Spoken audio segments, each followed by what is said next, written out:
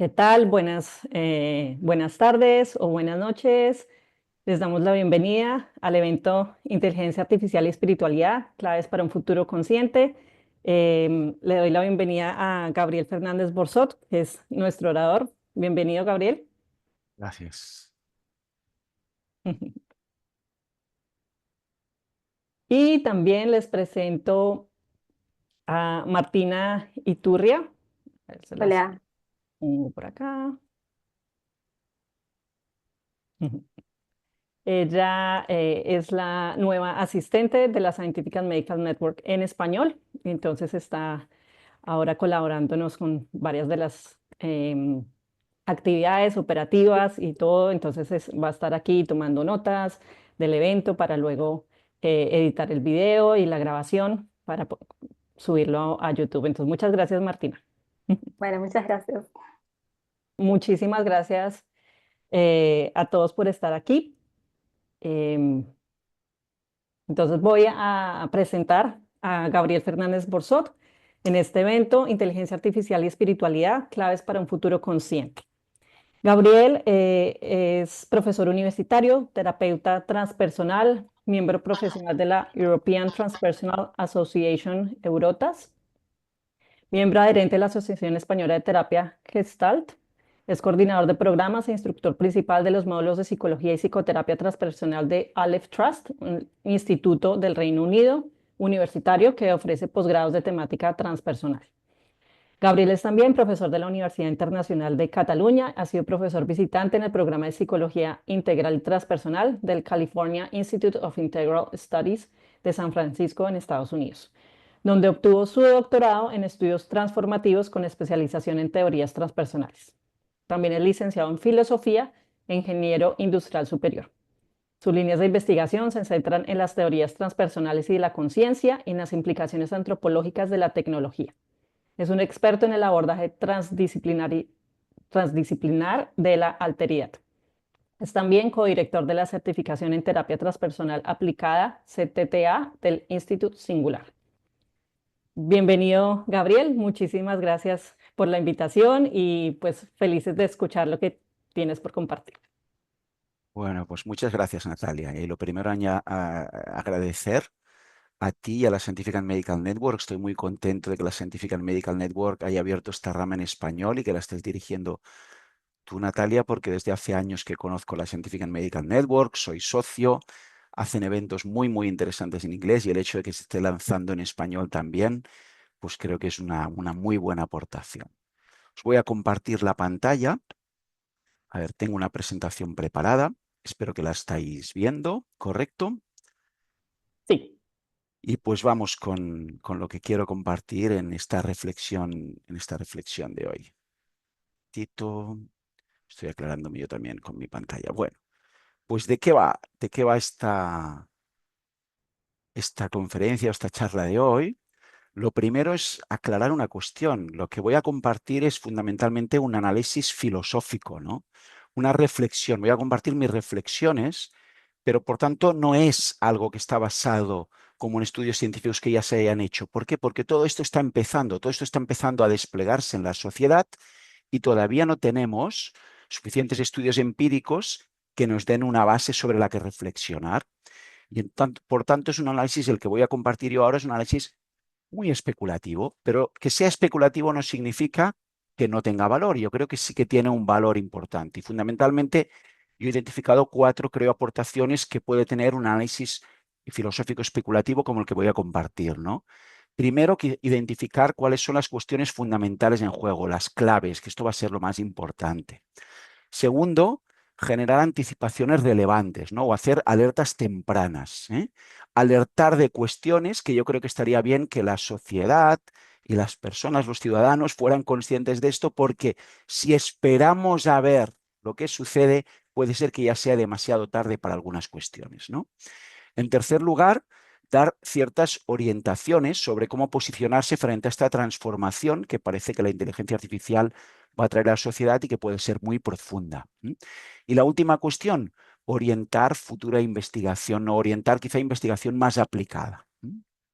Y respecto al valor de este análisis especulativo, quiero compartir una anécdota personal un poquito una medallita que me quiero poner yo, y es algo que tiene que ver con una cuestión que sucedió en el año 2001. Yo ya trabajaba en la Universidad Internacional de Cataluña y vino una profesora de la Universidad de Barcelona que acababa de completar su doctorado en Estados Unidos sobre el despliegue de las tecnologías de información y comunicación, así se llamaba en ese momento, las TIC, en el aula, el despliegue de las TIC en el aula para los niños y adolescentes, ¿no? Hizo ahí su exposición de cómo esto se hacía, cómo había que enseñar y adiestrar a los niños en el uso de las tecnologías, etcétera, etcétera, etcétera. Y cuando acabó su exposición, esto era el año 2001, digo, o sea, hace 24 años, acabó su exposición y a mí me llamó la atención que toda la reflexión era cómo desplegar las tecnologías digitales en la sociedad, cómo conseguir que esto se integre en los planes de estudio y que se integre en las escuelas. Y yo le hice una pregunta y dije, bueno, pero ¿se ha estudiado previamente el impacto de todo esto? ¿Por qué? Porque quizás los niños que hagan un uso intensivo de las tecnologías digitales, quizá desarrollarán mucho unos aspectos, esa capacidad de gestionar estímulos muy rápidamente, ¿no? Y responder a muchos estímulos y muy deprisa, pero quizá esto irá en detrimento de alguna de otras de sus capacidades, ¿no? Y yo le dije, pues nuevamente especulando, como voy a hacer hoy, quizá esto irá en detrimento de la capacidad de interiorizar, ¿no? O de conectar con la propia interioridad al ritmo que las emociones y que la interioridad requiere. Y esta profesora me miró como diciendo, este tipo, ¿dónde ha salido? ¿De qué está hablando? Si ahora de lo que va esto es de desplegar las tecnologías en la sociedad. Bueno, pues 24 años después, ahora tenemos un problemón con esto, porque estamos viendo que efectivamente la capacidad de prestar atención se ha visto fundamentalmente afectada por el despliegue masivo de estas tecnologías digitales en jóvenes y adolescentes, ¿no? Y me gusta mucho este libro. Este es un libro de divulgación, pero con muy buena base científica, de Joan Hari, que es un periodista de divulgación, donde pues muestra cómo la atención se ha deteriorado, ¿no? Entonces, de alguna manera a mí me gustaría hacer lo mismo, hacer un análisis que anticipa cuestiones, pero que podrían llegar a ser muy relevantes. ¿Ok? Y entonces, también, además de que quería aclarar que este análisis mío es profundamente especulativo, también quiero aclarar quiero aclarar que parto de unos ciertos supuestos de base, o hay cosas que doy por asumidas y que quizás serán ciertas o quizás no, pero que en cierta manera forman la base sobre la que voy a reflexionar.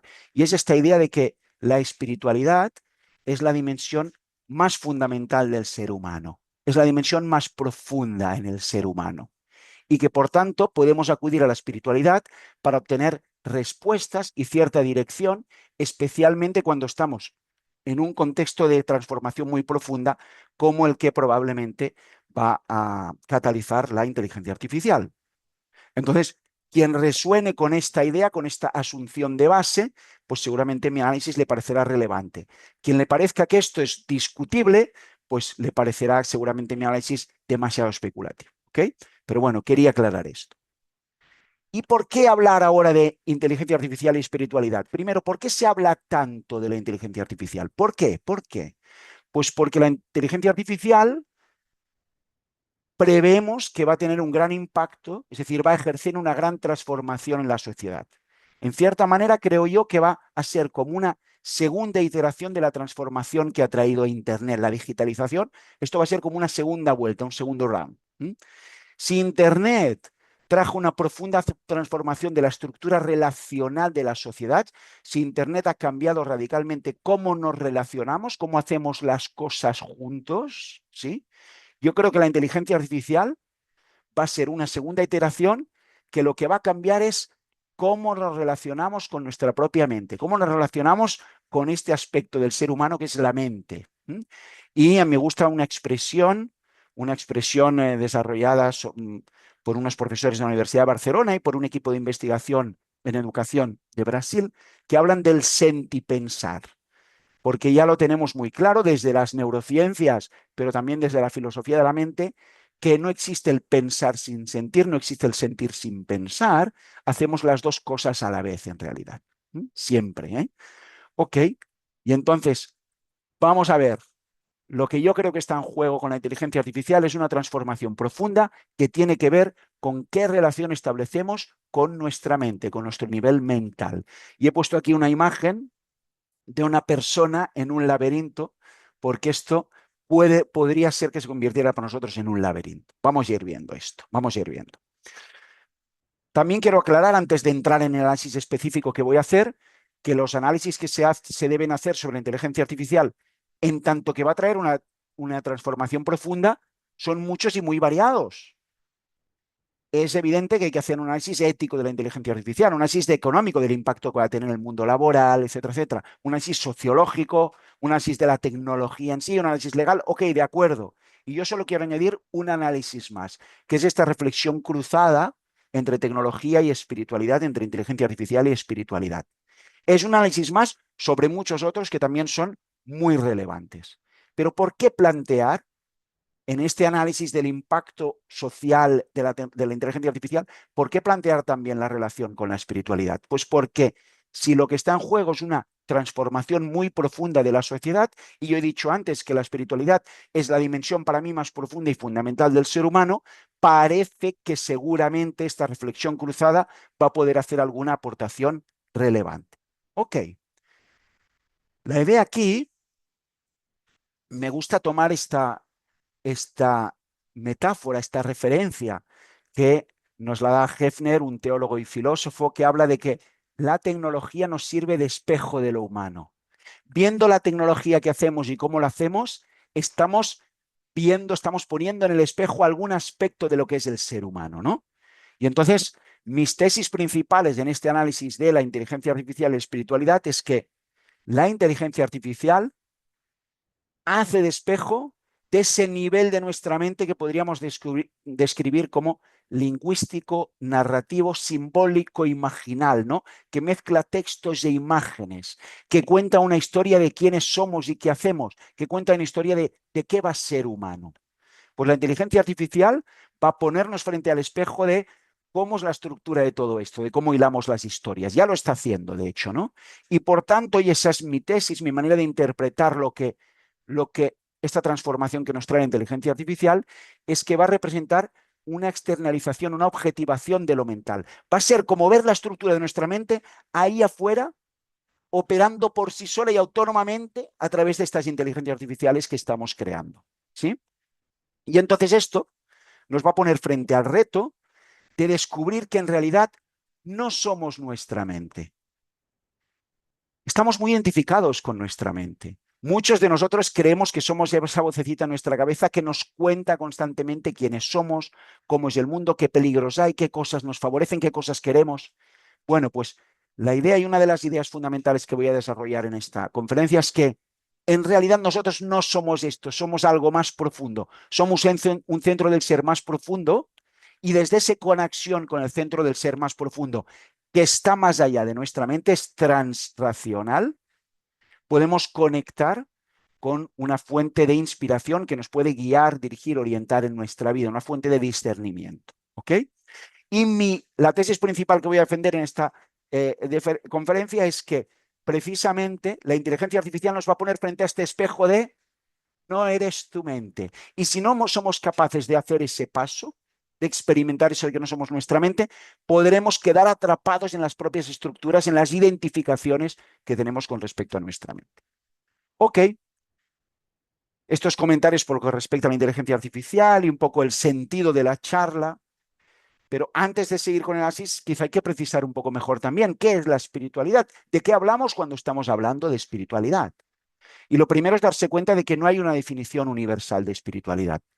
Cuando hablamos de espiritualidad no tenemos una definición universalmente aceptada porque muchos grupos, muchas tradiciones, muchas escuelas, muchas religiones entienden la espiritualidad de formas muy distintas.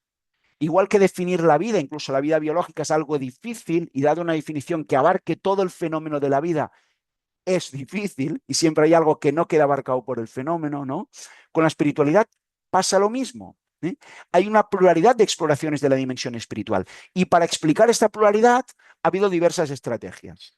La clásica y más antigua es la que llamamos el exclusivismo, que es solo mi religión es la verdadera, solo mi perspectiva es la verdadera. Esto hoy en día ya no se sostiene por ningún lado. Esto se sostenía cuando los otros, los que tenían otra visión de la espiritualidad, estaban lejos, eran de otra cultura, yo no convivía con ellos, pero ahora que convivo con ellos digo, madre mía, esto ya no cuela, que solo la mía es la verdadera. Entonces, otras estrategias para entender esta pluralidad de espiritualidades han sido, por ejemplo, el perennialismo, que es decir que, aunque hay una pluralidad, en realidad hay una raíz común, hay una trama común, hay una espiritualidad fundamental. Y muchas personas hoy en el siglo XXI, en las sociedades occidentales, tienen esta visión, ¿no?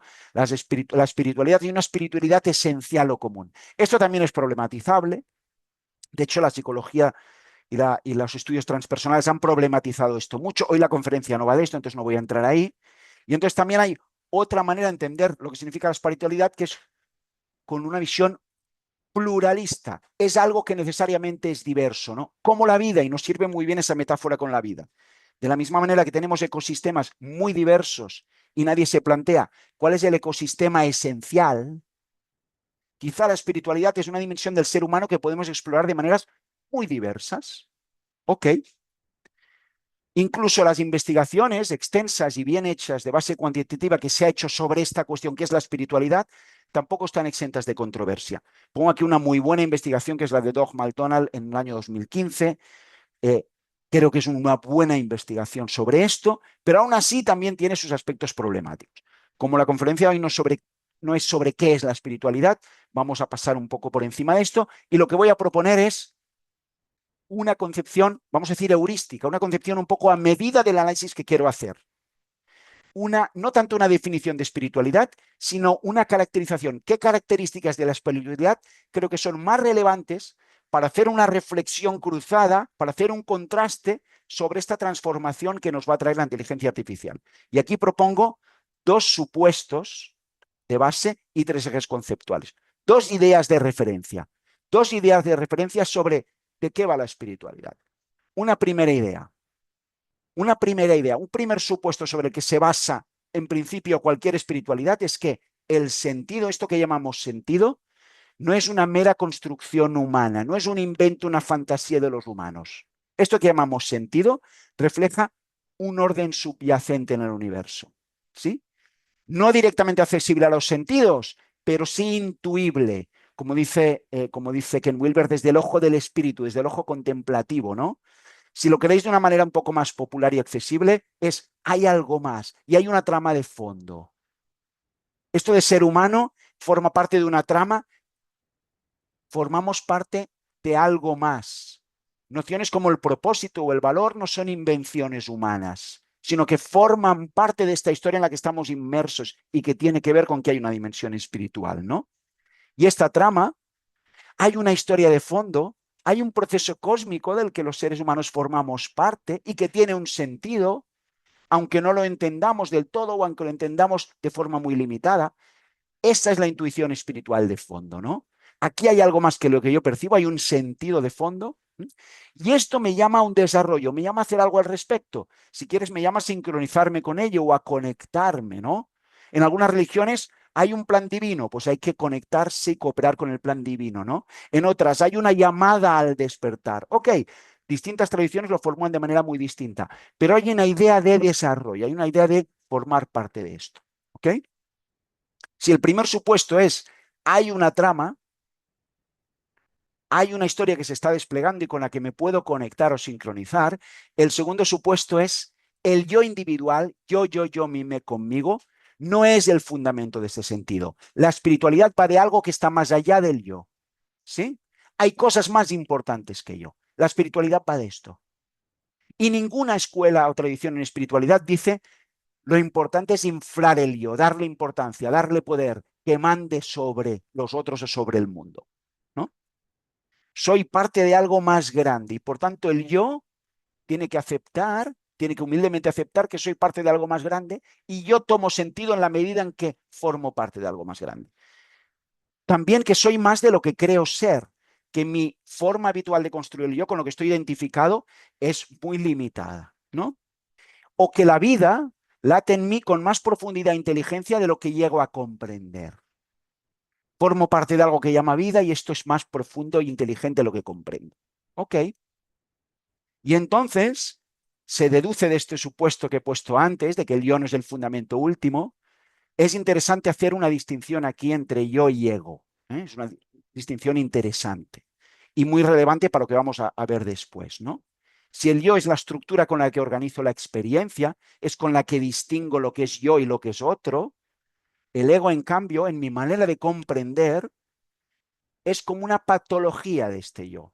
Es precisamente la patología, es la estructura interna, la configuración interna que se opone a que nos sincronicemos con este desarrollo psicoespiritual.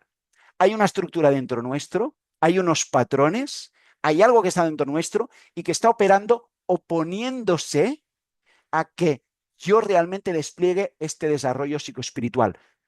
Tanto si lo entiendo en una tradición o en otra, pero hay algo que se opone, ¿no? Y esto opera de tres maneras, tiene tres modos de operación básicos. Y esto me va a servir después para la reflexión con la inteligencia artificial. Primero, el modo defensa, basado en el miedo, ¿no? La defensa es importante, es necesario defenderse, pero es necesario defenderse cuando estás amenazado o cuando te están atacando. Pues la cuestión es que esta estructura psicológica que llamamos ego se defiende mucho más de lo necesario. Se defiende de muchas cosas que en realidad no tendría por qué defenderse. El segundo modo de operación es el modo que llamamos apropiación o el deseo narcisista, que es para mí, para mí, para mí, yo, para mí, hacia mí. ¿Sí? Y este es el ego, cree que necesita mucho más de lo que necesitamos y siente que le falta mucho más de lo que le falta. Y entonces está todo el rato intentando obtener atención de los demás, valoración de los demás, obtener placer, obtener propiedades, obtener inflarse. Para mí, para mí. Ok. Y el tercer modo de operación del ego es inconsciencia. Distorsionar la percepción, no ver las cosas como son, sino ya desenfocadas, distorsionadas. Por eso, en el desarrollo espiritual es imprescindible esa mirada complementaria de otro, tradicionalmente el maestro espiritual, el guía espiritual. Hoy en día muchas veces se hace con un buen terapeuta, psicoterapeuta que te acompañe en ese desarrollo psicoespiritual, ¿no? Pero siempre hay una parte en que no vemos bien las cosas como son. La sombra, nos engañamos, deformamos, distorsionamos. Pues voy a hacer referencia después en la reflexión. Esto tiene que ver con la defensa, esto tiene que ver con la apropiación, esto tiene que ver con la inconsciencia. La defensa opera en contra de que yo despliegue mi capacidad de amar.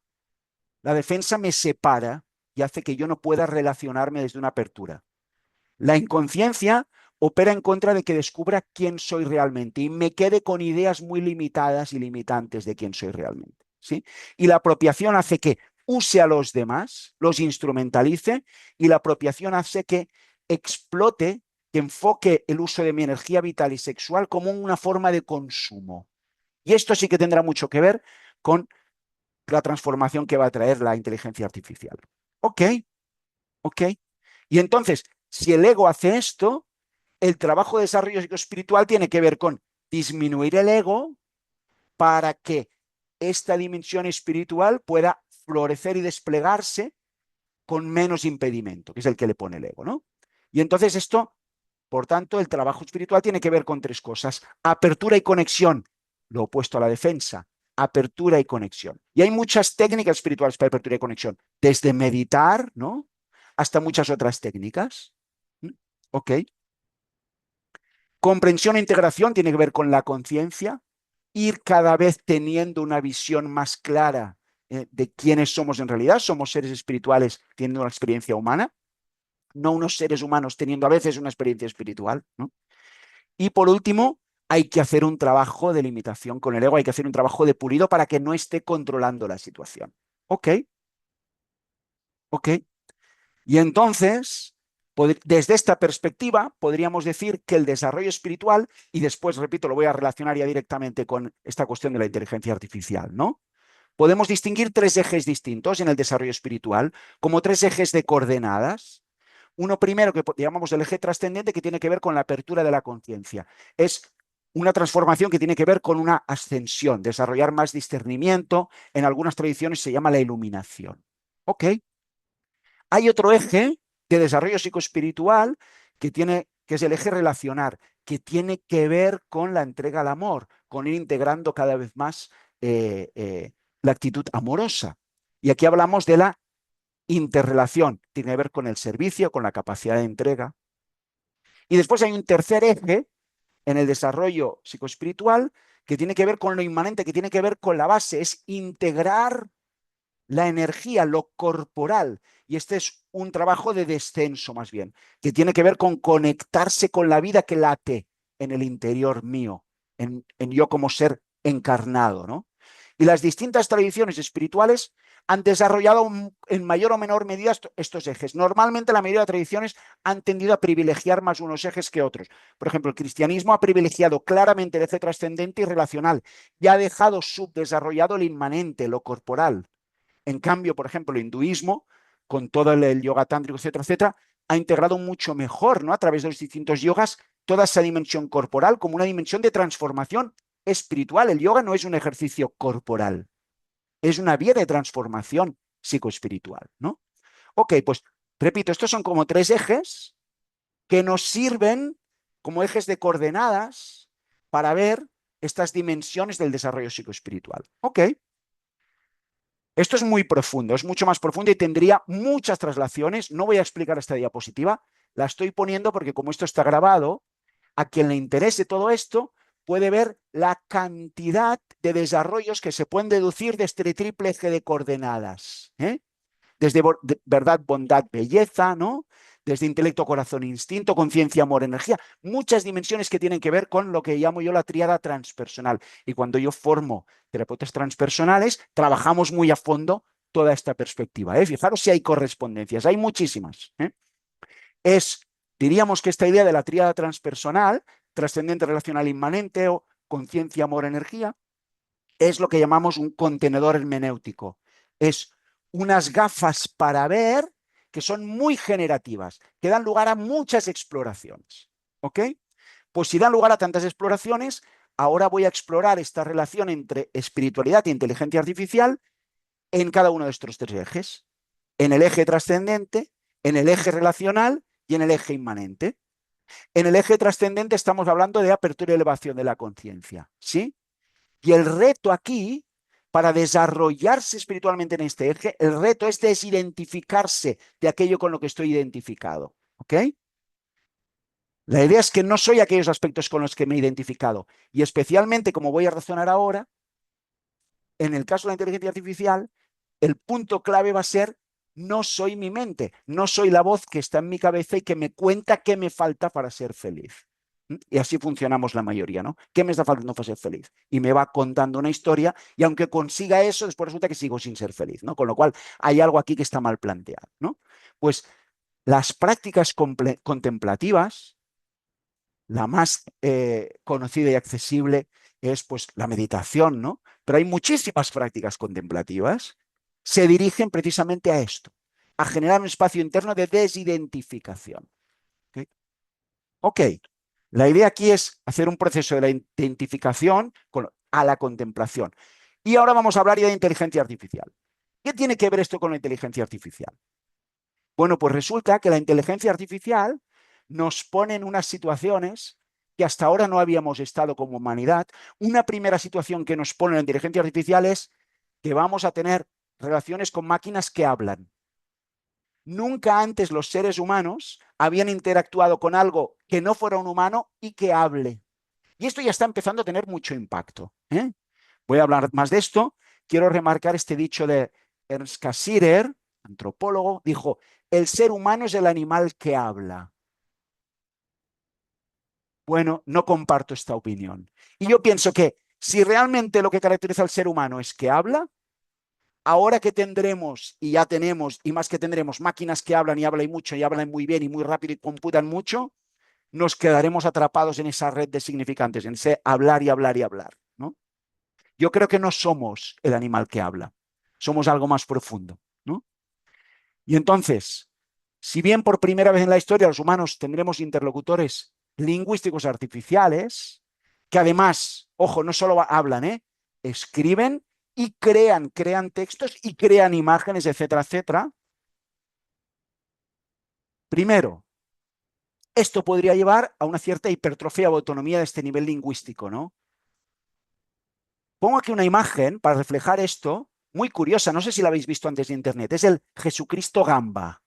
Es una hibridación entre Jesucristo y unas gambas. Es algo muy raro, muy peculiar. ¿De dónde viene esta imagen? Pues una serie de investigadores de Dinamarca y Alemania empezaron a darse cuenta de que había en muchos sitios, especialmente en Facebook, publicadas imágenes que eran una fusión entre Jesucristo y gambas. Qué cosa más rara, ¿no?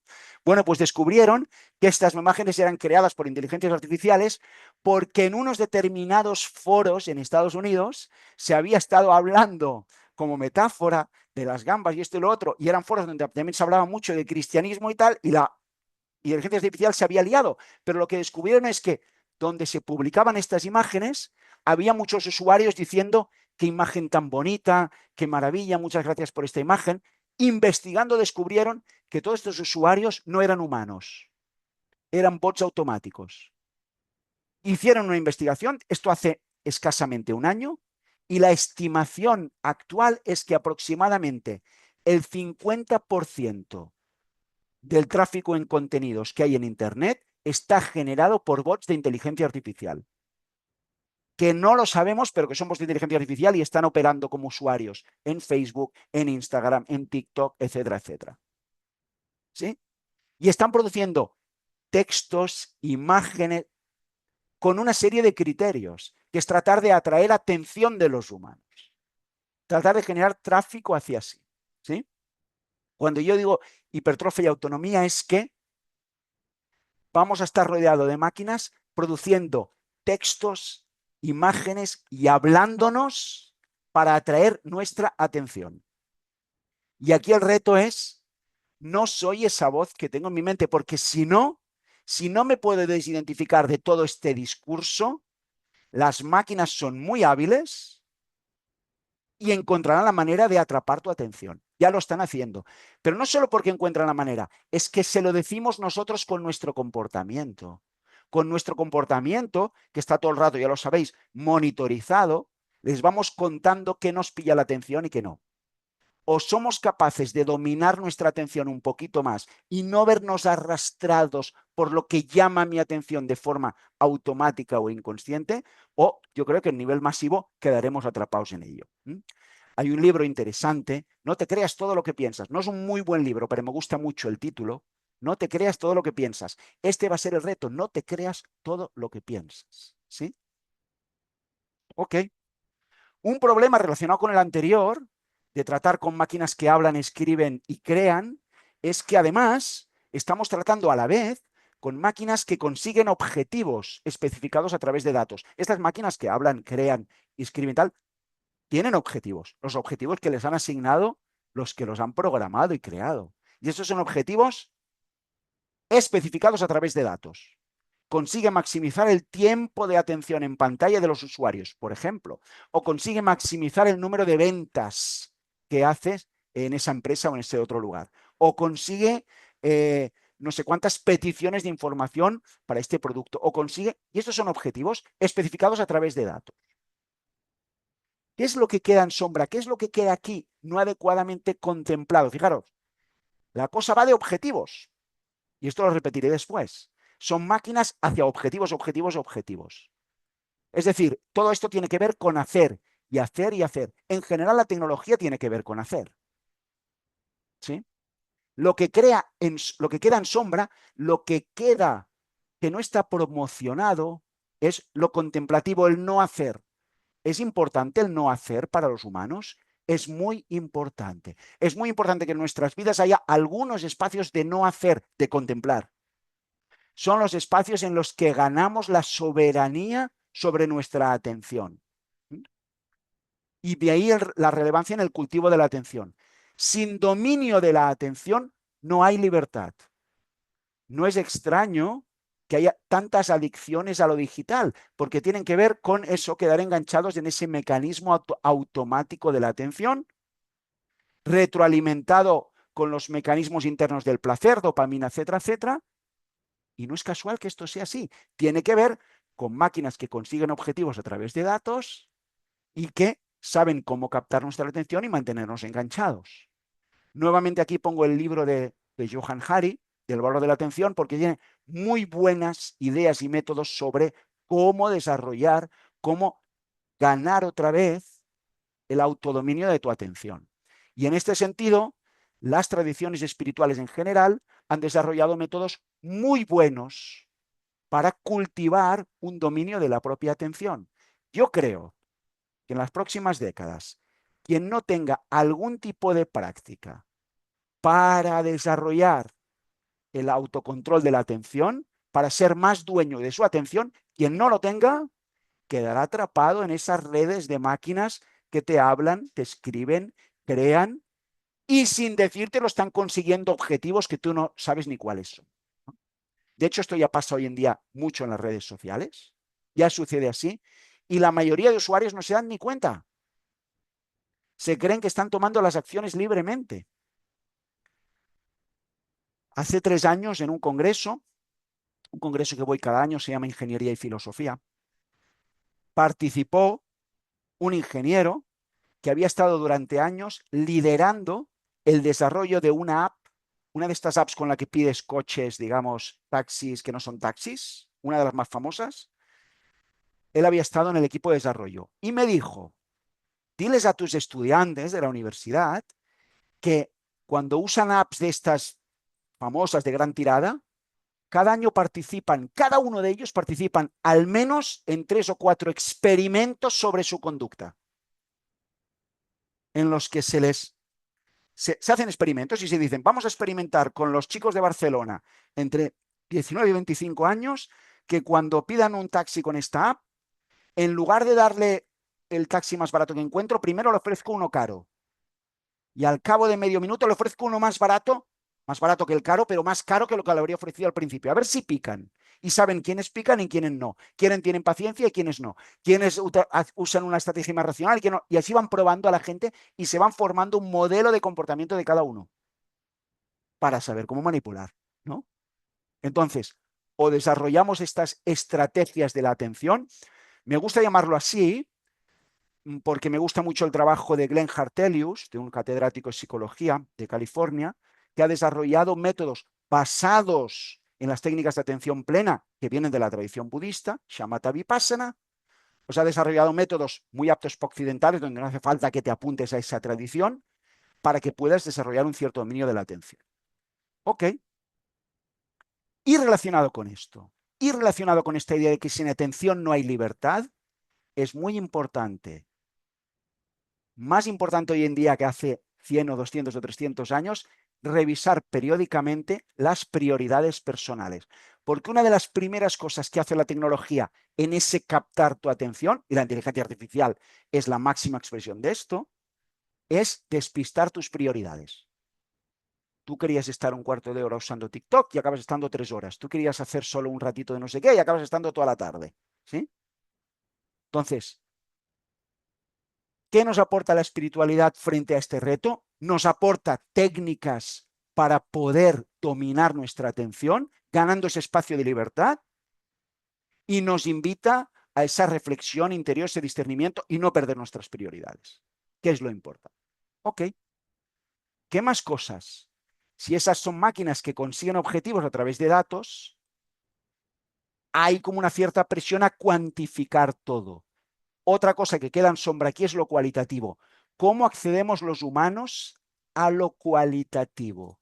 A través de distintos estados de conciencia. Nuevamente, esto es otro aspecto del dominio de la atención, que son lo que llamamos los estados de conciencia. Distintos estados de conciencia nos permiten acceder a distintas cualidades de las experiencias. ¿Sí? No da tiempo ahora aquí de explicar esto cómo se hace, cuáles son las técnicas, pero las distintas tradiciones, especialmente las orientales en este caso, han desarrollado técnicas muy buenas para manejar los estados de conciencia y, por tanto, ampliar esa percepción de la sutileza de lo cualitativo. No es porque sí, que mucho del cultivo de la atención tiene que ver con captar lo sutil. No es porque sí, es porque eso nos da acceso a la riqueza de lo cualitativo. Ok, y nuevamente, las tradiciones espirituales y la espiritualidad nos dan muy buenos recursos para desarrollar esto. ¿Ok? ¿Qué más cosas? Claro, estamos frente a máquinas que tratan de conseguir objetivos a través de datos, ¿no? Y estamos con ese reto, ¿eh? Estamos con ese reto. Entonces, lo primero, una distinción que me parece interesante, ¿no? Datos son símbolos que representan algo de la realidad. Decimos que hay información cuando sabemos cómo esos datos se relacionan con esa realidad, cuando sabemos cómo interpretarlos. Decimos que tenemos conocimiento cuando sabemos cómo usar esa información para propósitos y fines específicos. ¿Sí? Pero creo que hay un paso más, que es la sabiduría. Y aquí está en juego esta relación nuestra con la inteligencia artificial. ¿Qué es la sabiduría? Es cómo ese conocimiento se sitúa frente a una idea de armonía con la totalidad. La sabiduría presupone armonizar los conocimientos con respecto a la totalidad. Ok. El desarrollo de la espiritualidad es una propuesta de ir desarrollando o adquiriendo una cierta sabiduría. Otra distinción que me parece interesante aquí es esta distinción de Jaume Agustí Collell, donde cuando habla de inteligencia y hablamos de inteligencia artificial, él dice, cuidado, hay que distinguir tipos de inteligencia. Está la inteligencia funcional, conseguir objetivos. La inteligencia artificial está aquí. Pero hay dos inteligencias más que los humanos tenemos y que es importante que desarrollemos, porque lo que nos propone la inteligencia artificial es desarrollar la inteligencia funcional, conseguir objetivos. Después tenemos la inteligencia axiológica, entender y aplicar valores, que tiene que ver con la ética. La ética hay que basarla en algo y las propuestas de espiritualidad vienen con una propuesta ética asociada. Y la inteligencia me gusta mucho, esta es la inteligencia liberadora. Dice Jaume Agustí Collell, tenemos además los humanos una inteligencia liberadora que nos permite desidentificarnos de nuestras estructuras cognitivas actuales para crear otras estructuras cognitivas más ajustadas a los objetivos últimos del ser humano. Es decir, los seres humanos podemos cambiar nuestros objetivos y lo cambiamos frente a la experiencia, frente a la conexión de que hay algo más importante que los objetivos que tenía fijados hasta ahora. ¿Sí? La idea es que la inspiración, la conexión espiritual es fuente de ese tipo de cambio. Ok. Otra cuestión relacionada con esto es que nos vamos a ir relacionando con máquinas que saben y que saben muchas cosas, son auténticas enciclopedias. No sé si sabéis que ahora ya casi el 40%, se hizo un estudio hace poco en una universidad americana y se vio que el 40% de los estudiantes habitualmente pedían consejos a ChatGPT, que no ha sido diseñado para eso, pero le pedían consejos. Esto va a ser un gran reto. Esto va a ser un gran reto porque las inteligencias artificiales empezarán a ser fuente de autoridad. Fuente de autoridad. Y aquí nos encontraremos con un problema, que es desarrollar autoridad interna, discernimiento propio. Si no, la inteligencia artificial se puede convertir como en el gran papá al que acudo todo el tiempo para que me dé guía, porque sabe tanto, ¿verdad? Y lo sabe todo. Hoy he oído por la radio, hay como un cierto movimiento en Internet de gente que está jugando al juego a vivir 3 días haciendo todo según lo que le aconseje ChatGPT y pidiendo todo el rato consejo a ChatGPT. Tiene que ver con esto. También otra cosa que queda en sombra y que nos aporta la espiritualidad es el contacto con el misterio. Esa apertura que, por mucho que sepamos y por mucho que sepa la máquina, es mucho más lo que no sabemos. Y es importante porque eso nos ayuda a aceptar la incertidumbre y a poder estar en la incertidumbre. Esta idea de que tenemos máquinas que lo saben todo y que cada vez lo sabrán más y sabrán todo, no nos ayuda en esa dirección. Ok. Primer eje, el eje trascendente. Segundo eje, el eje relacional de la espiritualidad, que tiene que ver con esa apertura a la alteridad, con esa apertura al otro, con ese contacto con los otros, que tiene que ver con poder superar el narcisismo, esa actitud consumista en las relaciones, o hasta diríamos ese contexto de dominación digital que poco a poco vemos que se viene implantando, ¿no? Porque estas tecnologías permiten ir cada vez implantando una estructura que ejerce una dominación, ¿no?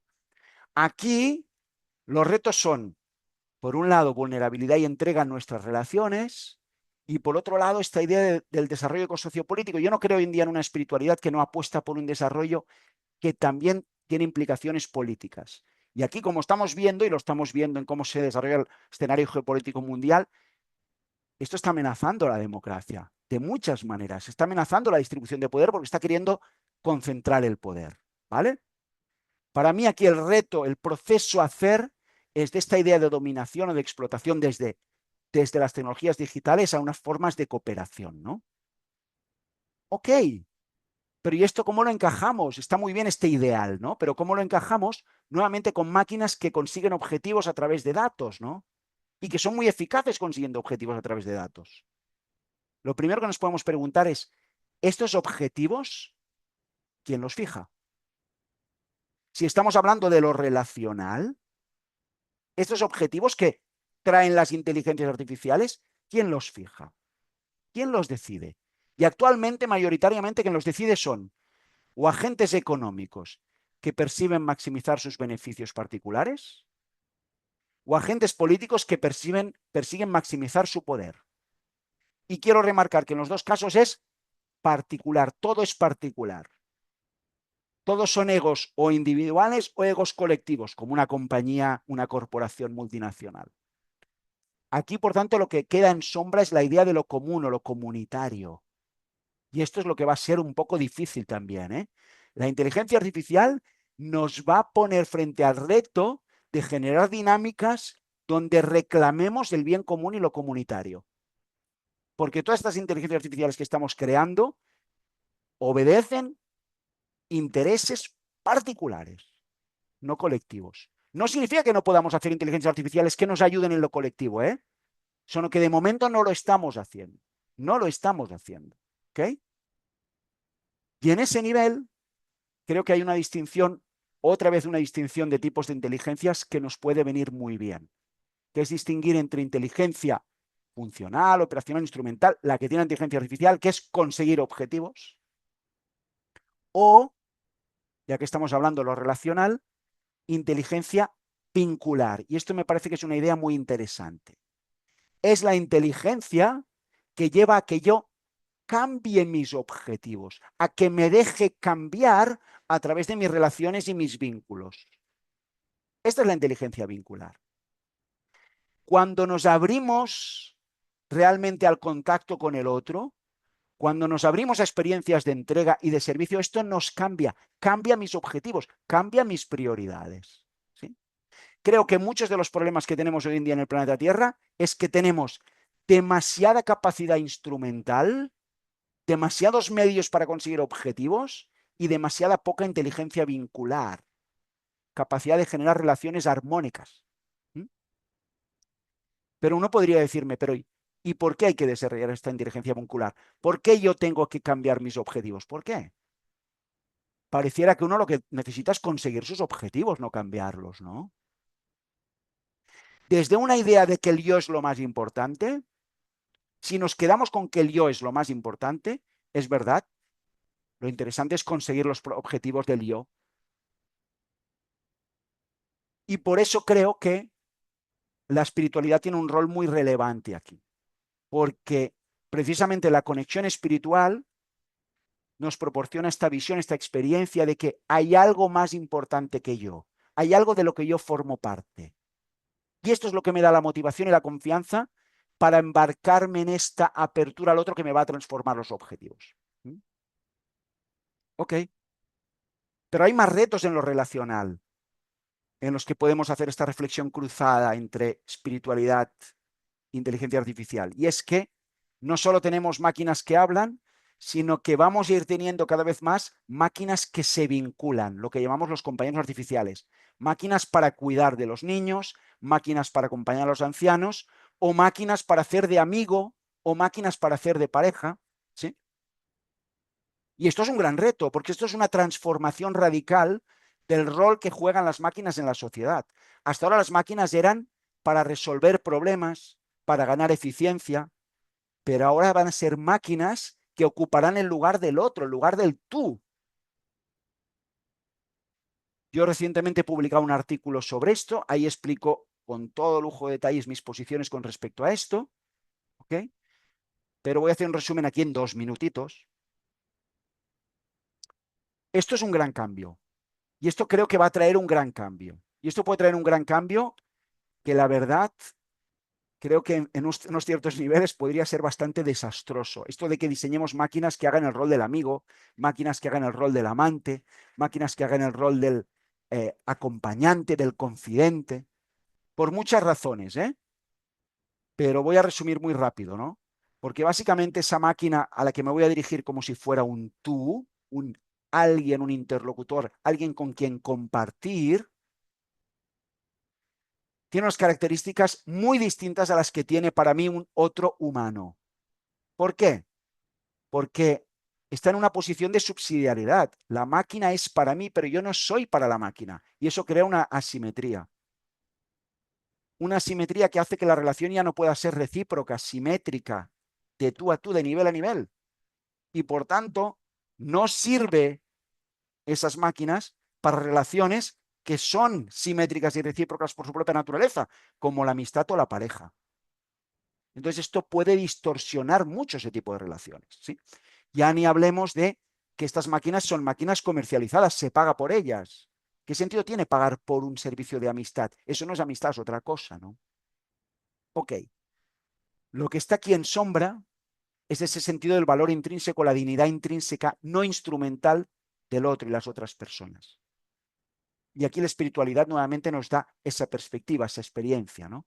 Y lo que está en sombra aquí también es la idea de entrega como horizonte de realización. Y eso sí lo da la espiritualidad relacional. La entrega, la experiencia de la entrega a los demás es una profunda experiencia de realización espiritual, ¿sí? Y sin embargo, cuando estamos hablando de máquinas que se vinculan para nosotros, no tiene ningún sentido que yo practique la entrega con las máquinas, ¿no? No tiene ningún sentido. Entonces, esto es lo que va a estar en juego. Por cierto que, aunque yo os digo que yo me dedico a hacer especulaciones y es así, ya ha empezado a haber estudios empíricos que ya van en la línea de lo que yo estaba anticipando, ¿eh? Estos son estudios publicados hace una semana.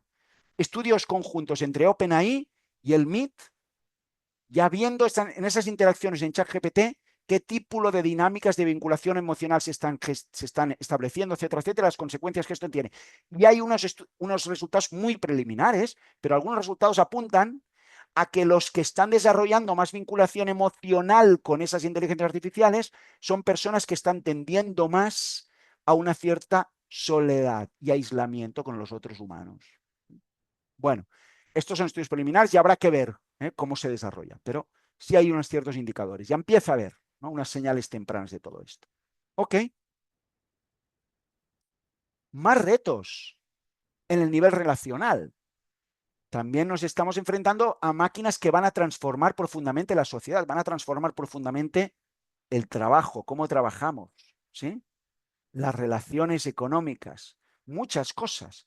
Frente a esto, hay una gran incertidumbre y frente a esto seguramente esto activará conflictos. Y esto, por tanto, una situación de incertidumbre y conflictos es una situación que activa más nuestras defensas, ese mecanismo de defensa. Y por tanto es de esperar que esto active más esas defensas egoicas, la sensación de amenaza, y siempre la tentación aquí es fortificarse, ¿no? Atrincherarse cada uno en lo suyo, ¿no?, en lugar de cooperar o abrirse más a los demás. Por eso yo creo que en esta situación de incertidumbre, la próxima década, década y media, gran incertidumbre, no solo por la inteligencia artificial, la espiritualidad es un recurso muy importante porque la espiritualidad te da la experiencia de que hay un nivel más profundo en el que puedes confiar, que te puede dar una sensación, una experiencia de cobijo, el cobijo espiritual. Hablando esto con un amigo mío, fisioterapeuta, hablaba, él asume la teoría, la famosa teoría polivagal, ¿no?, de las distintas ramas del nervio vago y el vagar dorsal y el vagar ventral, y qué es lo que nos da esa sensación de estar seguros y poder confiar, ¿no? Pues hablábamos como la espiritualidad es uno de esos dos ámbitos que puede ser fuente de esa confianza. Yo no sé lo que va a pasar, pero sí confío en que hay una inteligencia que está llevando a cabo todo este proceso y por tanto quizá no acabará o no irá como yo quiera, pero está bien. Y esa sensación de que sea como sea, esto va a estar bien y yo puedo confiar en ello, te lo da la conexión espiritual. Y por eso creo que en un entorno de tanta incertidumbre como nos va a dar la inteligencia artificial, esto puede ser un recurso muy, muy importante, muy, muy útil. Ok, vamos ya con el tercer eje. Hemos hablado del eje trascendente, desidentificarse, ¿no? Hemos hablado del eje relacional, poderse desarrollar hacia la entrega. Vamos a hablar ahora del eje inmanente, que para mí es el gran olvidado en espiritualidad. El eje inmanente es descubrir que el cuerpo, la base somática, y que la energía vital es una puerta de acceso a la espiritualidad. Que cultivar un uso armónico, cultivar la dimensión sagrada de esta energía vital y sexual que está en la base de lo que somos como seres encarnados, es fuente de profunda transformación, también espiritual. Y ahí tenemos, he hablado antes de los yogas, hay muchas otras prácticas, técnicas, disciplinas en espiritualidad que van a esto, a que integremos la corporalidad como una puerta de acceso a la dimensión espiritual. Ok, estamos hablando aquí de mayor conciencia corporal y mayor sensibilidad en el sistema nervioso. Y esto no es lo mismo que hacer ejercicio físico y deporte, ¿eh? Uno puede hacer mucho ejercicio físico y mucho deporte y tener relativamente poca conciencia corporal. Ok. Y aquí estamos hablando de una relación con el propio cuerpo que no es una forma de consumo. En nuestra sociedad predomina una relación con lo corporal que tiene mucho que ver con el consumo. Consumo del cuerpo y la imagen del cuerpo de los otros, o consumo de mi propio cuerpo como una fuente de placer a explotar, a vender, a transaccionar. El cuerpo también tiene una dimensión sagrada. Esto nos lo muestran muchas tradiciones espirituales y esto necesitamos recuperarlo. Necesitamos recuperarlo a través de prácticas de integración psicocorporal espiritual. Hablo aquí de yoga y podríamos hablar de muchas otras. Ok. Aquí la idea es pasar de una explotación a un cuidado de ese mundo vital. Y esto es importante, ¿por qué? Porque las inteligencias artificiales, en esa idea de conseguir objetivos, explotan esta dimensión vital y sexual nuestra. Y aquí me gusta compartir esta película de ciencia ficción, que es un clásico del año 56, El planeta prohibido, porque para mí el guión es muy bueno. Esta película, lo explico en un minuto, voy a hacer un poquito de spoiler, pero igualmente creo que merece la pena ser vista porque está muy bien planteada. Una nave que es parte del ejército, digamos, de la comunidad intergaláctica que está en la galaxia y tal, aterriza en un planeta porque hace mucho que no tiene noticias de ese planeta. Y resulta que en ese planeta está viviendo un científico y su hija, y han pasado unos hechos muy extraños porque la gente que visita el planeta suele morir en circunstancias muy raras. Y resulta que ese planeta estaba habitado hacía tiempo por una antigua civilización de altísima tecnología, y que no se sabe bien ni por qué se extinguieron. Y acaban descubriendo por qué. Porque desarrollaron una tecnología que hacía que su pensamiento se convirtiera en realidad. Podían crear con solo pensar, materializar con solo pensar. Y esto, que era un poder tan grande, los acabó destruyendo. ¿Por qué? Porque también creaban con los impulsos de su inconsciente, ¿no?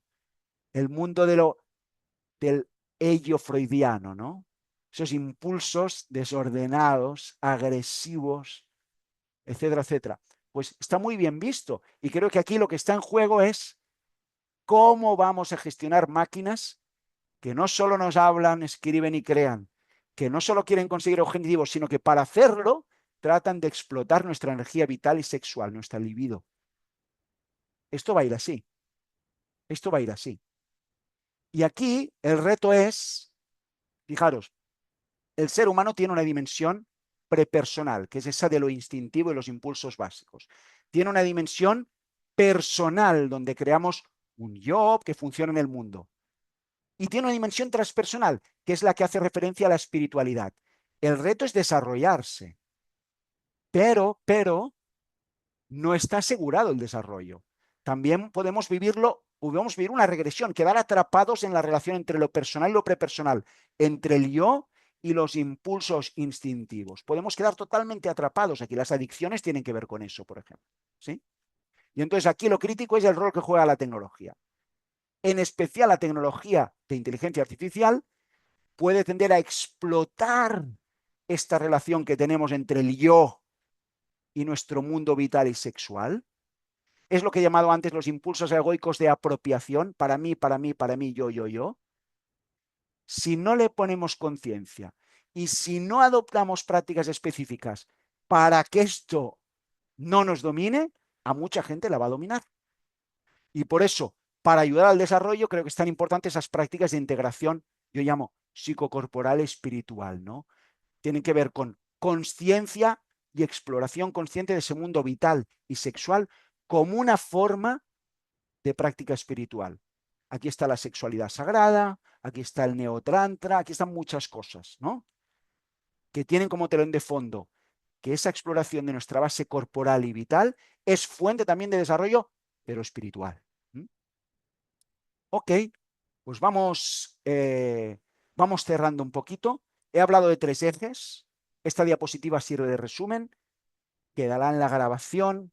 Para quien quiera después podrá ver la grabación y tener aquí el resumen un poco todos los conceptos, porque me consta que después hay gente que ve estas grabaciones. En la conferencia que di en diciembre sobre una perspectiva transpersonal de la inteligencia artificial, después mucha gente me contactó, he visto la grabación, y he visto la grabación. Pues en la grabación queda esta diapositiva con el resumen de lo que he estado diciendo, ¿no?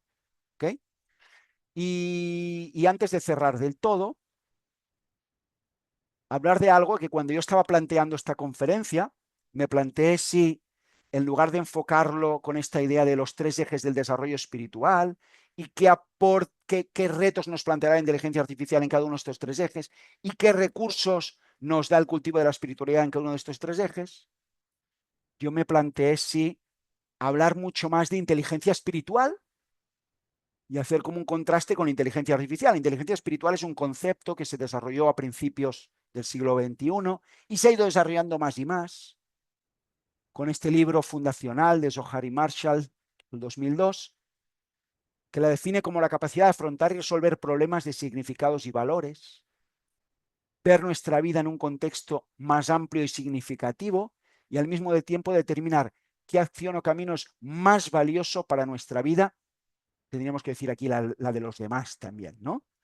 Bueno, creo que es un concepto muy interesante. Creo que es un concepto muy interesante.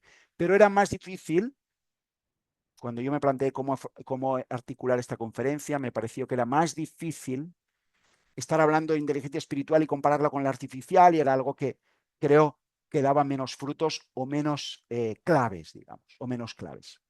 Ok, tiene una serie de características de la inteligencia espiritual que las están aquí resumidas. Quien le interese, pues digo, ya podrá ver la grabación con las características. Bueno, son más o menos relevantes. Ok, y entonces para unos últimos minutos, para cerrar con las ideas más esenciales, ¿no? Yo creo que la inteligencia artificial nos va a poner frente a un reto, que es encarnar un desarrollo espiritual integral. Integral significa que no deje nada por el camino, que no deje tampoco el cuerpo por el camino. Si nos dejamos el cuerpo por el camino, por ahí nos pilla el ego, ¿no? Las tradiciones espirituales que han dado poca atención al cuerpo han tenido grandes perversiones con el cuerpo, ¿no? No quiero tener que poner ejemplos, pero, por ejemplo, el cristianismo que ha descuidado, creo yo, la integración de lo corporal. Wow, cuántos problemas hay con una adecuada integración de la sexualidad ahí, ¿no? Y cuántas... entonces la sexualidad sale de forma aberrante muchas veces cuando no se la tiene integrada, ¿no? Ok. Me gusta esta frase de Tristan Harris que dice, nuestro reto frente a estas tecnologías es upgrade or downgrade humanity. Upgrade, vamos a conseguir una mejor versión de lo que somos como humanidad, o downgrade, vamos a conseguir una peor versión de lo que somos como humanidad. Este es el reto, ¿sí? Y ya estamos viendo algunos signos de que en algunos aspectos quizás estamos yendo a una peor versión, ¿eh? Esto de que el attention span, la capacidad de prestar atención se ha visto disminuida, no parece que es una mejor versión del ser humano, ¿no? Y esto de que ahora los adolescentes en general tienen un coeficiente intelectual menor que el que tenían generaciones anteriores, tampoco parece un buen augurio, ¿no? Es verdad que el coeficiente intelectual es una métrica discutible, pero igualmente no parece un buen augurio. No parece que estemos yendo al upgrade, sino más bien al downgrade, ¿no? Aquí también nos sirve esta idea de la pirámide de Maslow. Nuestro reto es ascender por la pirámide. Y me gusta esta versión evolucionada, que no es de Maslow ya, es de Colco Rivera, que convierte la pirámide en esta especie de doble embudo, porque dice, desde lo personal vamos hacia la cúspide de la pirámide y cuando vamos más allá, abriéndonos a la espiritualidad, aparece la otra trascendencia que es la segunda parte. Esto no es una sola pirámide, es un proceso que después continúa en una apertura cada vez mayor. Es bonito como metáfora, ¿no? Como imagen. Ok, ok. Pues para ir cerrando, y casi que me habré ceñido al tiempo pedido, que era dejar 20 minutitos ahora para el diálogo. Para ir cerrando, quiero decir que este reto que tenemos de la transformación que nos va a provocar la inteligencia artificial, creo que en realidad este reto es solo una cara de un reto más amplio que tiene 3 caras. Yo creo que ahora en el siguiente periodo histórico, 15, 20, 25, 30, 40 años, pero no muchos más, tenemos un triple reto que para mí es el siguiente. Primero, la sostenibilidad. Una relación con el planeta donde no lo destruyamos y nos destruyamos. Otro que es la desigualdad. Está en aumento y crea desigualdad no solo en la economía, no solo en las capacidades financieras, sino también en el poder, y esto crea dinámicas sociales muy conflictivas, ¿sí? Y la otra es la dominación digital, y la inteligencia artificial está aquí. Y yo creo que este triple reto en realidad son 3 caras de lo mismo. Necesitamos hacer una transformación profunda de lo que entendemos que es ser humano, que tiene que ver con otra manera de entender nuestra relación con las otras especies y el ecosistema, otra manera de cómo organizar el poder y relacionarnos entre nosotros, que va con la desigualdad, y otra manera de relacionarnos con nuestra mente, lo mental, que es lo que he querido yo aquí articular hoy, que tiene que ver con esta dominación digital. Ok. Y frente a esto que describo como un reto tan complejo, este reto que tiene estos subretos de máquinas que nos hablan, máquinas que consiguen objetivos, ¿no? Máquinas que quieren usar o explotar nuestra energía vital y sexual. Frente a estos retos, pesimismo u optimismo. Porque quizás no me gustaría que la conclusión de la charla de hoy fuera, wow, pues lo tenemos difícil, ¿no? Sí, creo que es un reto muy profundo, pero yo creo que primero lo podemos ver como una oportunidad. Nos vamos a ver frente al espejo, nos vamos a ver frente al test. Yo creo que o aprovechamos para hacer un desarrollo espiritual integral en estos 3 ejes, o habrá mucho conflicto, mucho sufrimiento, ¿no? Pero no soy pesimista, soy optimista porque yo creo que la humanidad tiene mucho más potencial de desarrollo por explorar del que hemos explorado. Y aquí, a veces cuando hablo estas cosas a mis estudiantes y veo que se agobian, les digo, tomemos un poco de perspectiva, hagamos un experimento mental. Imaginemos que tuviéramos una máquina del tiempo y nos trasladáramos a hace 12.000 años, cuando vivíamos en tribus y estábamos ahí, cada tribu buscándose la vida, con más o menos enfrentamiento con las demás, y le explicáramos a un humano de hace 12.000 años que 12.000 años después, yo en el siglo XXI, para desarrollarme como humano, no he tenido que usar la violencia en mi vida. Yo he vivido prácticamente sin tener que ejercer violencia física. Es verdad que mucha gente en la humanidad todavía hoy vive bajo un régimen de violencia, pero en Occidente muchos vivimos con el lujo de no tener que recurrir a la violencia. Y quizá este humano de hace 12.000 años me diría, pero ¿cómo es esto posible? Esto es imposible. Y yo le diría, bueno, hemos creado unas instituciones. Y él me diría, bueno, ¿y qué hacéis cuando vienen unos que son violentos? Digo, bueno, pues hemos especializado a unos que son la policía, para que se ocupen de este tema y me defiendan de los violentos. Y están las cárceles, y está un sistema de justicia, y está no sé qué. Todo esto tan extremadísimamente sofisticado y complejo. Ha logrado un poco, no un éxito total, pero wow, ha logrado contener lo que antes era una gran violencia en las relaciones, ¿no? Y esto lo ha logrado desarrollando estructuras sociales, institucionales, muy sofisticadas. Si le explicáramos esto a un humano de hace 12.000 años, diría, uy, esto no se puede, esto no va a funcionar, esto es imposible. Pues yo ahora quiero pensar que en nuestro interior, en ese potencial espiritual que tenemos, late la posibilidad de desarrollar otras formas de relacionarnos con nosotros mismos y con los demás, que podrán acabar floreciendo en instituciones que permitirán que superemos el reto de la sostenibilidad, de la desigualdad y de la dominación digital, que de esto va todo esto. Ok. Como dilema principal, quería finalizar diciendo, yo creo que el dilema principal es transhumanos o transpersonales. Transhumanos es, el transhumanismo es esta ideología que dice, no, no, no, la vía de desarrollo es hibridarnos con la tecnología, convertirnos en humanos tecnificados, incorporar a nuestro cuerpo chips que nos den acceso directamente del cerebro a la nube, etcétera, etcétera, etcétera. Esto va a ser cómo vamos a superar estos retos, porque nos vamos a convertir nosotros en la inteligencia artificial, también la inteligencia artificial en nosotros. Yo creo que esa no es una vía adecuada. Y entonces prefiero plantearlo así, en vez de transhumanos, transpersonales, es decir, espirituales, es decir, conectando con eso que está más allá del yo, como fuente de inspiración. Ok, bueno, pues ya acabo, y acabo con una diapositiva simplemente a quien le haya interesado, le haya resultado inspiradoras estas reflexiones, puede buscar más información en 3 lugares, 3 instituciones con las que yo colaboro, con las que colaboro desarrollando este tipo de cosas. Una primera es este Centro Humano Institut Singular, donde desarrollamos esta certificación en terapia transpersonal aplicada. Uno se puede formar en estas cosas, ¿no? Aleftras, esta institución de Reino Unido, en la que pues imparto también docencia con estas temáticas y que tenemos másters acreditados por la Universidad de Liverpool, etcétera, etcétera.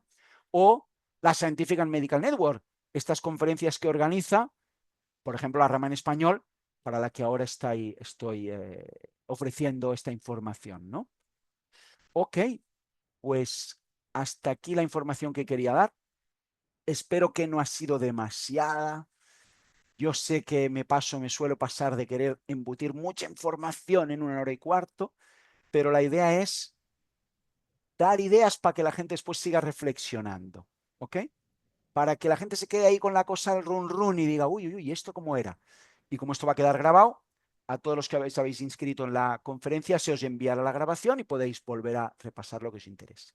Y ahora tenemos 1/4 de hora para un rato de coloquio, de preguntas, respuestas. Vale, que quieren el link a mi artículo este de los convenios artificiales. Un momento que voy a compartir el link para Sí. que no es de pago y que se puede tener más que el Ay, abstract, qué ¿vale? bueno. Sí, Gracias. Sí, sí, hay porque un yo link. encontré Hay un el link. que tocaba pagar. Vale, vale. Hay un link que no es de pago que ahora lo comparto. Bueno, entonces Ok. mientras tanto, leo lo otro para que los de Mm, YouTube, el otro comentario de David Zurita. Buenas tardes, Gabriel. Muchas gracias por tu conferencia. Mi pregunta se centra en las capacidades humanas de la inteligencia artificial. Si la ok. IA piensa, entonces siente. Recuerdo leer que en 2011 una IA ganó al juego del Go realizando jugadas que no habían sido registradas en los casi 2000 años del juego del Go, por lo que existe cierta capacidad interpretativa por parte de esa IA, Sí, a pesar de que sea mediante diferentes algoritmos basándose en funciones de optimización. sí. Y dejo otras preguntas. ¿Debería estar entonces en el foco el estudio del sentipensar de la inteligencia artificial? ¿Podría estar la IA sentipensando? ¿Es realmente necesaria la dimensión espiritual para el sentipensar? Vale, ¿Podría ser que sea esa asimetría en la concepción de la IA en cómo se relaciona con el usuario, sea lo que previene a la IA de sentipensar? Uf, vale, vale, vale. Guau, guau, guau. Bueno, vale. Entonces, lo primero. No, yo no creo que la IA podemos decir que siente a fecha de hoy. Yo dudo que, de momento es muy especulativo pensar que haremos IAs conscientes y que por tanto tendrán interioridad o experiencia y que por tanto podrán sentir. Sí que podremos simular cómo es eso del sentir, igual que simulamos el pensar, ¿no? Eh, pero no creo que haremos IAs conscientes, ¿no? Y para mí el sentipensar tiene que ver con el espacio consciente en que se siente y piensa a la vez, ¿no? Eh, ¿Por qué creo que no vamos a tener, o al menos no en el corto plazo, incluso diría en el medio, inteligencias artificiales conscientes. Y es porque a fecha de hoy no tenemos ni idea de por qué somos conscientes. ¿Sí? Un artículo publicado hace un año, en febrero de 2024, hizo una recopilación del panorama actual de las teorías de la consciencia, de las explicaciones que tenemos de la relación entre consciencia y sistema nervioso, lo que tradicionalmente se llamaba mente y cerebro, ¿no? Bueno, pues recopiló 255 teorías. Cuando sobre un fenómeno como la relación entre consciencia y sistema nervioso tenemos 255 teorías, significa que sabemos muy poco, porque si supiéramos más ya habríamos descartado muchas de esas teorías. La relación entre consciencia y sistema nervioso sigue siendo a fecha de hoy un cierto misterio para nosotros. Y por tanto, la idea de que tendremos inteligencias artificiales conscientes, pues si no tenemos ni idea de cómo es la relación entre conciencia y cerebro, pues no lo sé si lo llegaremos a hacer. Puede ser, y esto sigue en el rango de lo especulativo, pero muy interesante, puede ser que en la relación entre consciencia y sistema nervioso tengan relevancia, sean relevantes los fenómenos cuánticos. Puede ser, es lo que se llama neurología cuántica. Si esto es así, si para la conciencia, si la conciencia como fenómeno, en tanto que se manifiesta al menos a través del sistema nervioso, si para ello se necesita fenómenos cuánticos, es posible que no podamos reproducir la conciencia humana en máquinas, porque es posible que no podamos medir esos fenómenos cuánticos con toda la precisión que queramos por el principio de incertidumbre de Heisenberg. Y esto a veces yo, reflexionando sobre esto, pienso, esto sería una interesante broma de Dios, ¿no? Podría reproducir la conciencia si la pudierais medir con total exactitud, pero resulta que no podéis porque en el propio diseño físico es que no puedo medir con total exactitud todas las variables que definen un sistema cuántico. Si mido unas con más precisión, renuncio a precisión en otras, ¿no? El clásico dilema de magnitudes cuánticas que están sometidas a ese principio de incertidumbre es velocidad y posición, ¿no? Entonces, si la conciencia tiene base cuántica, es posible que no la podamos replicar, ¿no? Veremos, todo esto, como digo, es muy especulativo. Pero ojo, es muy discutible que la conciencia se base en procesar información. Es muy discutible esto. Yo creo que no es eso, ¿eh? Ahí estoy con Roger Penrose, que dice, no, la conciencia no es computacional. ¿Ok? Ok. Entonces, ¿qué más decía Juan en su pregunta? Veo que tienes Ah, no era Juan, es David quien ha escrito Era esto, ¿no? David. Ya, Vale. entonces démosle la palabra Juan, a sí. Juan.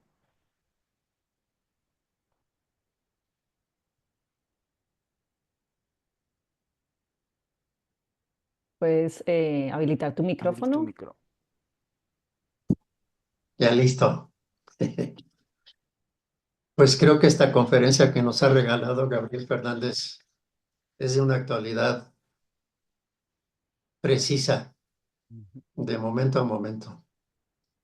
Y yo podría decir que hay una palabrita que nosotros utilizamos en nuestros procedimientos que le llamamos tecnología corporal.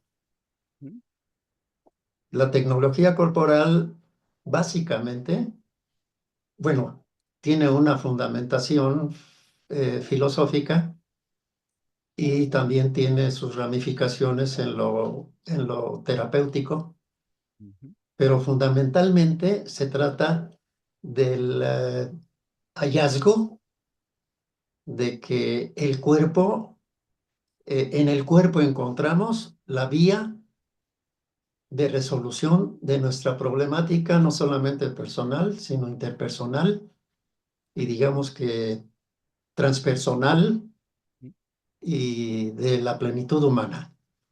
A través del cuerpo es que llegamos a entendernos como seres bellos, como seres diseñados para hacer el bien, ¿no? Para ver, relacionarnos bien con los demás. Es desde el cuerpo, pero no desechamos la palabra tecnología porque gracias a la tecnología es que hemos llegado a estas profundidades de saber que está en el cuerpo el origen y la dirección hacia la unidad, hacia el desarrollo personal, que no puede estar ajeno al desarrollo de los demás y al desarrollo universal, cósmico. Entonces, desde el cuerpo es de donde sentimos, porque se trata de sentir, ya no aquí de entender, ni de comprender, ni de tener objetivos, ¿sí? Sino que experimentarnos corporalmente, teniendo la confianza de que el cuerpo sabe entregarnos y regalarnos el siguiente paso en la vida. Así que le reconozco a Gabriel un trabajo extraordinario. Muchas gracias, Gabriel. Muchas gracias, Juan, por esta aportación tuya, porque creo que has descrito muy bien lo que es este trabajo que yo he dicho del eje, el eje inmanente, ¿eh?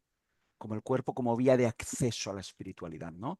Yo he hablado del yoga, pero hay muchas otras técnicas. Por ejemplo, hay una técnica transpersonal que desarrolló un psicólogo, Eugene Gendlin, que es el focusing.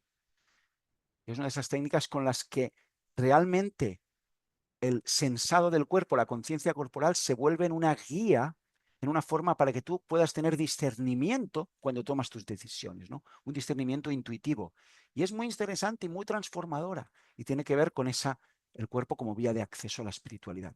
Pero estoy de acuerdo contigo, el cuerpo, y además, no solo esto, y ha sido como el gran olvidado muchas veces, en la forma como la espiritualidad se ha enseñado, se ha educado, ¿no? En las escuelas, en todos los lugares, ¿no? Sí, sí, muy importante. Y hay que reivindicar el cuerpo y lo corporal, ¿no? Y los grandes malentendidos sociales que hay con respecto al cuerpo y lo corporal también, y tabús, etcétera, etcétera. Bueno, Martina, veo que ha levantado la mano. Bueno, no, yo quería contar de esto del cuerpo, que yo tengo una experiencia que lo trabajé terapéuticamente, que fue mi miedo a volar en aviones. Y me pasaba que yo había hecho, bueno, yo antes de volar siempre me ponía muy nerviosa. Y bueno, yo hacía mucha terapia y lo hablaba, lo hablaba. Y el día que fui a subirme, que yo creí que desde la conciencia yo ya estaba segura que no me iba a morir, mi cuerpo no lo registró. Y igual aún así mi corazón latía fuerte y se me cerraba la garganta, ¿no? Por más de que yo desde la mente pensara que estaba segura, mi cuerpo no se sentía seguro, ¿no? Tenía como una Ajá, memoria antigua ajá. que no, que era como si, y fue muy loco darme cuenta de que estaba como en un desfasaje desde la mente en el cuerpo, ¿no? Ujú, Y fue recién con terapias somáticas que pude como descargar como ese estrés que tenía al volar, y fue ujú, ahí que pude como integrar ambas experiencias. ujú, Y bueno, quería compartirlo porque me parece un ejemplo como muy claro de cómo a veces pensamos que sentimos tal cosa, pero nuestro cuerpo nos dice algo que nada que ver, y es como esta integración que vos decís. ujú. Sí. Y mira, ahora me has hecho acordar de una cuestión, ¿no? Y es, porque la gente cuando hablamos del cuerpo como puerta de acceso a la espiritualidad, muchas veces no sabe qué pensar. Yo hablo del yoga porque es como lo que tiene la imagen social más visible, ¿sí? Pero hay otras formas de acceso espiritual usando el cuerpo como puerta que son muy efectivas y que se basan mucho más en la sutileza. Por ejemplo, lo que llamamos meditaciones interactivas. ¿Mm? Y esto lo he hecho muchas veces en talleres y, por ejemplo, pones una persona a estirada, meditar, tiene un cierto dilema, una cierta cuestión sobre la que quiere ganar discernimiento, claridad, ¿sí? O comprender un conflicto que tiene en su vida. Y se pone otra persona meditando, pero poniendo sus manos en contacto con el corazón de esa otra persona, simplemente en presencia, sin hacer nada. Se hace una cierta relajación, se entra en un estado de conciencia que es distinto al habitual, ¿sí? Y muchas veces vienen inspiraciones, a veces vienen imágenes, a veces vienen mensajes. Es como una apertura al inconsciente desde ahí. Y evidentemente después con lo que ha sucedido hay que trabajarlo pues terapéuticamente, hay que elaborarlo, pero es muy sorprendente las inspiraciones, vamos a decir que es muy sorprendente la cierta sabiduría que viene en ese tipo de experiencias. Y a veces incluso hay experiencias transpersonales. Yo he visto, haciendo esto en talleres, he visto, por ejemplo, a alguien recuperar imágenes que tienen que ver con sus antepasados, ¿no? Que tienen que ver con su linaje. Por ejemplo, me acuerdo de un chico que era de linaje judío y después fue a preguntar a los padres, oye, ¿esto sucedió de esta manera? ¿Hay algo en los abuelos que sucedió de esta manera, en los abuelos? Y sí, sí. Entonces, hay algo que se accede desde el cuerpo, desde esa apertura, cuerpo como puerta, ¿no? Y cuando tenemos esta idea del cuerpo y lo corporal como puerta, no siempre es necesario el movimiento, la conciencia corporal. Digamos que esa sí es la clave, la conciencia corporal. Somos seres conscientes encarnados, y esto es muy importante, y esto es muy potente, ¿no? Es muy potente. Bueno. Bueno, muchas gracias, Gabriel. Pues ya estamos prácticamente terminando. No sé si tengas 5 minutos más para una pregunta mía y hacer el cierre. Sí, yo no tengo prisa. Algo que tocaste muy al final, que es el tema de la sostenibilidad, porque a mí me parece que ese tema de la sostenibilidad y pensar en el planeta y en la naturaleza em, es algo que tiene una dimensión espiritual. Em, entonces, justo acabé de preguntar y la IA de Google me dice que la inteligencia artificial consume miles de millones de litros de agua al año. Sí. Entonces yo, conociendo pues esa información, trato realmente de no usarla casi a conciencia, pero bueno, ¿qué puedes decir de todo este tema Bueno, a ver, para cerrar? lo primero que puedo decir es que es verdad que a fecha de hoy la inteligencia artificial es muy ineficiente, pero también es verdad que ha habido saltos importantes con el DeepSeek, con algunas tecnologías chinas, ¿no? Y que es de prever que esto va a ganar muchísimo en eficiencia, ¿no? Que va a ganar muchísimo en eficiencia. Al mismo tiempo, creo que nos sirve esta perspectiva de que la inteligencia artificial es como nuestra mente, va a ser como ver nuestra mente ahí afuera. Nuestra mente es muy loca. Cuando uno descubre que no soy esta voz que tengo en mi cabeza, empieza a ver cuán loca es esta voz que tengo en mi cabeza también, ¿no? Cuánto me alerta de muchos peligros que no existen, que me los invento, cuánto anticipa cosas y las energías que pierdo anticipando cosas que no tienen por qué anticiparse, etcétera, etcétera, etcétera. Pues esto, toda esta dinámica tan loca es lo que vamos a ver ahí afuera en la estructura de inteligencia artificial. ¿Sí? Y entonces, el reto de la sostenibilidad, en el fondo, es el reto a sentir que formamos parte del planeta de otra manera. Que esta comunidad de seres no es solo comunidad de humanos, es comunidad de seres en general. Y entonces me parece que los dos retos se unen.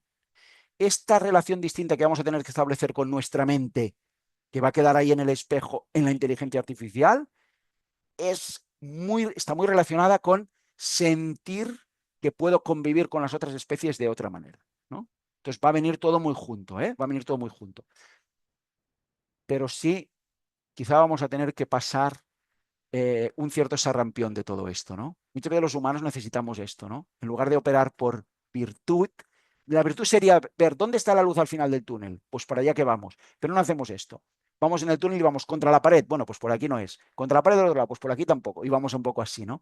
Y tanto en la inteligencia artificial como en la sostenibilidad, me temo que tendremos que darnos unos cuantos golpes antes de aprender la lección y decir, no vale la pena consumir tanto, ¿no?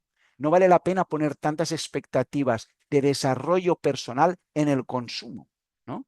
Entonces esto es, bueno, nos tomará tiempo, yo creo, ¿eh? Nos tomará tiempo, ¿sí?